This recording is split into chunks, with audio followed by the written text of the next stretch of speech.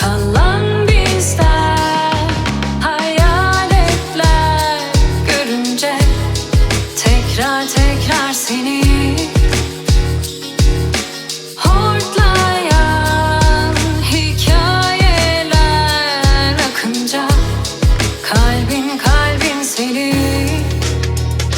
Elim kaydı görünen damarından, yıllar saydı sessizce aramızdan.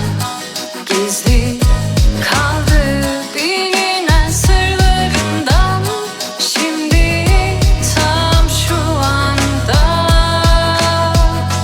Elim kaydı görünen damarından, yıllar saydı sessizce aramızdan. Gizli kaldı bilinen sırlarından, şimdi tam şu anda.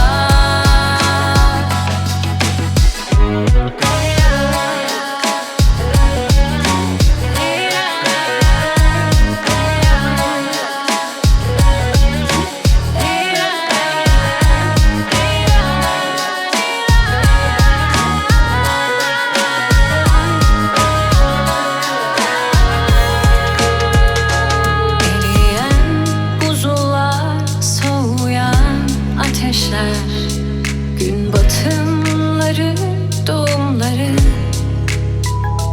Teninin, denizin, ılığına değdiği saatler, ayın doğuşları. Kalan bizler, hayaletler görünce tekrar tekrar seni hortlayan hikayeler akınca kalbin seni. Elim kaydı